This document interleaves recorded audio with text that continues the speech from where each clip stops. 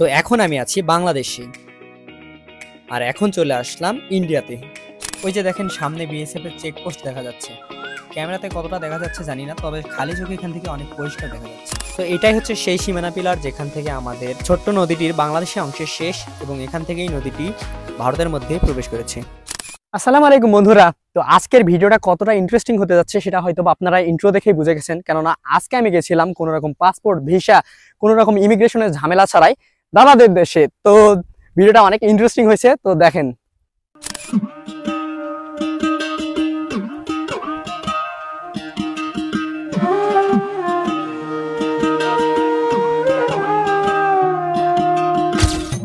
সীমান্ত বা সীমানা কথাটা বললেই আমাদের মাথায় চলে আসে ভারতের কথা, কেননা দেশ বিভাগের সময় বাংলাদেশের সীমানা এমনভাবে নির্ধারণ করা হয় যে বাংলাদেশের প্রায় 3 দিকেই ভারত পড়ে যায়। আর এই সীমান্ত আর সীমান্তবর্তী এলাকার মানুষের জীবনযাপন নিয়ে মানুষের কৌতূহলের শেষ নেই। তো আজকের আমার এই ভিডিওটা সম্পূর্ণ সীমান্ত নিয়ে।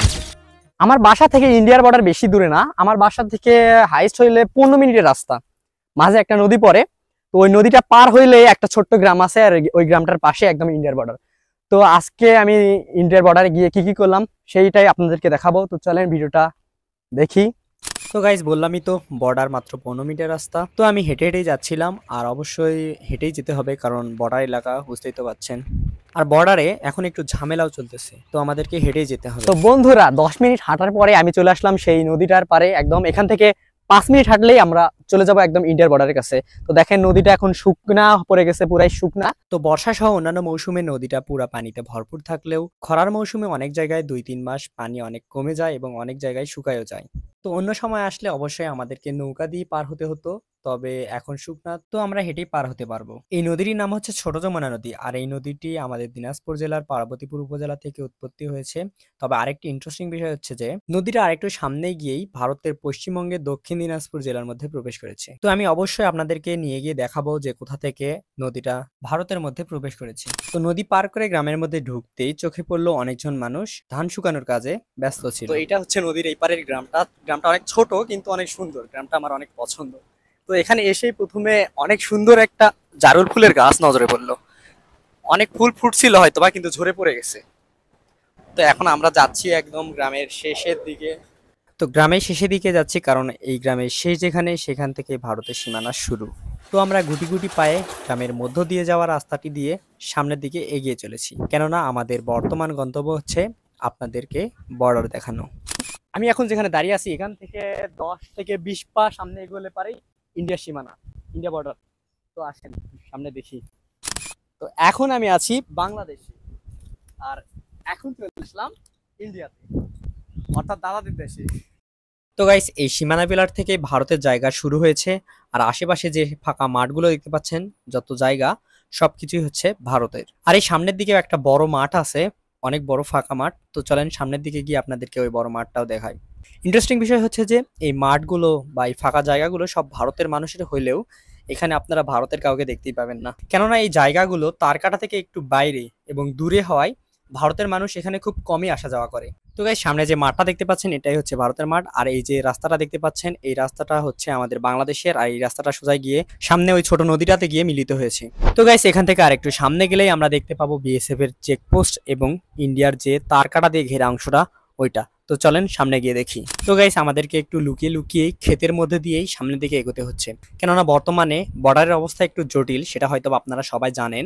সো আমাদেরকে একটু চুপি চুপি এবং সতর্কতার সহিতই সামনের দিকে এগোতে হচ্ছে। ওই যে দেখেন, ওই যে দেখা যাচ্ছে, ওই যে তারকাটা দেখা যাচ্ছে। তো গাইস অনেক কষ্ট করে আসলাম, জানি না দাবার খাবো কিনা, তবে দেখেন আপনাদের দেখাই।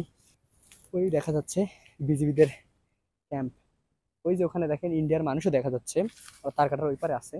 মূলত এইদিকে জায়গাটা ওদেরই, কিন্তু এখানে হচ্ছে এখান থেকে 150 মিটার সামনে ওরা ইয়া করছে ভিতরে তারকাটা।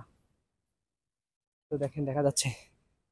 তো গাইস এখানে আর বেশিক্ষণ থাকা যাবে না, এখানে আমাদেরকে যদি বিএসএফ আমাদেরকে যদি দেখতে পায় তাহলে আমাদেরকে দাবার দিবে। তো আমরা দেখার আগে আমরা চলে যাচ্ছি এখান থেকে, বেশিক্ষণ থাকা এখানে নিষেধ, তখন আমাদের বিজিবিরা এসে এখানে কিছু করতে পারবে না।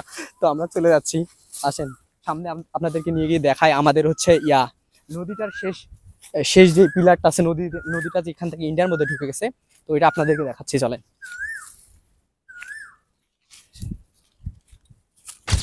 তো গাইস, আমি যাচ্ছিলাম নদীটা কোথা থেকে ভারতের মধ্যে প্রবেশ করেছে সেইটা আপনাদেরকে দেখানোর জন্য। তো যাওয়ার পথেই রাস্তায় একটা অনেক সুন্দর মাঠ আমার নজরে পড়লো। কি বলবো গাইস, মাঠটা এতটা পরিমাণে সুন্দর ছিল যে আমি পুরো মুগ্ধ হয়ে গেছি। আর মাঠটা এতটাই সুন্দর ছিল যা আপনাদেরকে বলে বা ক্যামেরাতে ধারণ করে বোঝানো সম্ভব না। আর এই মাঠটা এত সুন্দর থাকার কারণ কি জানেন? এই মাঠটা এত সুন্দর ছিল কেননা এখানে মানুষজনের আনাগোনা খুবই কম। আর মানুষজনের আনাগোনা কম হওয়ার কারণ হচ্ছে মাঠটা ছিল ভারতের মধ্যে। তো গাইস, মাঠটা আসলেই অনেক সুন্দর ছিল, তবে আমাদের এখানে বেশি সময় ব্যয় করলে চলবে না, কেননা সন্ধ্যা প্রায় লেগেই যাচ্ছিল। তো আমরা সুন্দর মাঠটাকে টাটা বাই বাই দিয়ে চলে যাচ্ছি একদম নদীটার শেষ প্রান্তে, অর্থাৎ যেখান থেকে নদীটা ভারতের মধ্যে প্রবেশ করেছে। তো গাইস, আমি এখন আছি নদীটার শেষ প্রান্তের একদম একটু সামনে। আর এখান থেকেই নদীটা ভারতের মধ্যে প্রবেশ করেছে। আর ওই যে দেখেন সামনে যে সীমানা পিলারটা দেখা যাচ্ছে, ওখান থেকেই নদীটা ভারতের মধ্যে প্রবেশ করেছে। তো চলেন সামনে গিয়ে একদম আপনাদেরকে কাছ থেকে দেখাই। তো গাইস, এইটাই হচ্ছে সেই সীমানা পিলার যেখান থেকে আমাদের বাংলাদেশের অংশের শেষ, আর নদীটা এখান থেকে ভারতের মধ্যে প্রবেশ করেছে। আর আরেকটা ইন্টারেস্টিং বিষয় হচ্ছে যে নদীটা এখান থেকে ভারতের মধ্যে প্রবেশ করলেও আবার কয়েক কিলোমিটার সামনে গিয়েই আবার নদীটা ভারত থেকে বাংলাদেশের মধ্যে প্রবেশ করেছে।